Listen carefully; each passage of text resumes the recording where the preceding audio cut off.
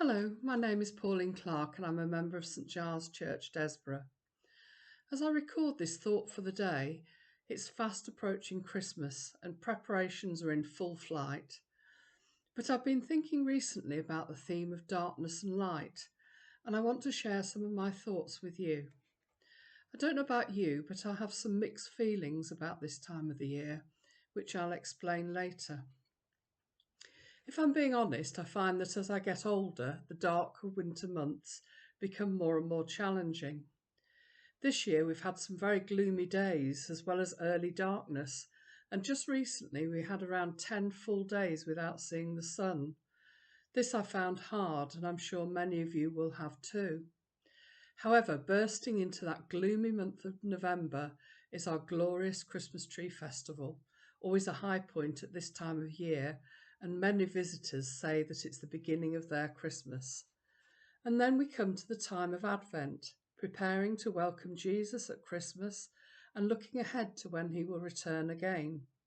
Lights appear everywhere, dispelling the darkness.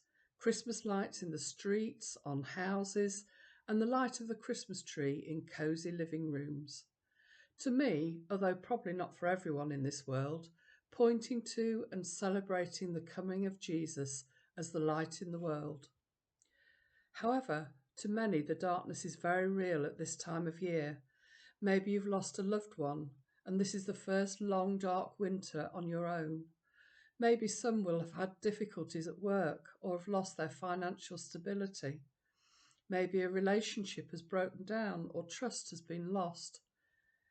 In our broken, dark world, there is war, natural disaster, loss of homes and security, disease, starvation. I could go on and on. I think back to one dark Christmas Eve half my life ago when my mum lost her battle with cancer. I think back to that day when we left our two children aged 6 and 8 with kind friends as we made the 3.5 hour journey to fetch my dad and bring him back for Christmas. We tried to make as much of it as we could for the children, but it was a dark time in my life. I'd lost a mother, but also a friend, and the person who introduced me to Jesus and nurtured my faith down the years. Loss is never easy, but at Christmas it seems more poignant. Having recently organised a prayer-based event at Findon School where I used to teach on the theme of the Good Shepherd, I've been thinking about those shepherds out on the hillside near Bethlehem that first Christmas. They'd probably just secured their sheep in the sheepfold and settled down across the opening to act as the gate to keep predators away, as they did in those times. It would have been extremely dark on that hillside. No city lights to penetrate the darkness. And into that darkness, a sudden cacophony of light burst into their world. I don't know how bright angels are, but I would imagine it would have been greatly impressive and a huge shock to those sleeping shepherds.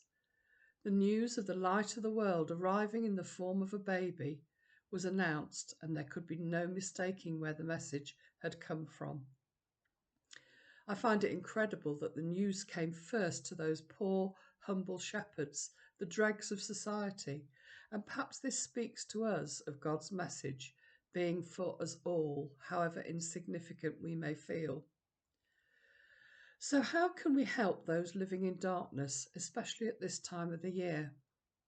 I was helping with the Narnia prayer space at the beginning of a session and had to enter the dim church and start to put on all the wonderful lighting around the prayer stations. As I switched on the tiny tea lights, it made me think that Jesus, the light of the world, came just as a tiny scrap of a baby. The light doesn't have to be huge to make a difference in the darkness. The tiniest of flame will change darkness, fear, and uncertainty to vision, hope, and a clear path. In the same way, our acts of kindness can provide hope to the people around us and can be examples of Jesus, the light of the world, breaking through. Several years ago, when I was facing my own battle with cancer, there were many of these acts of kindness provided by my own family, my church family, and others. A meal cooked, a visit, an unexpected phone call, and of course, lots of prayer. It was that prayer and the grace of God that helped me through that Christmas when I found that I could, with Neil's help, cook the Christmas dinner and even eat it, the first full meal I had eaten in quite some time. Light flickered into my darkness, and I felt assured that God was looking after me. God longs to bring his light into our darkness, and I believe he calls us to be agents of that light. Maybe the things that we can do for others are only small, but all those small lights can amount to a huge difference for the person who is living in the shadow of darkness. I pray that this Christmas many will discover the light of the world in their lives.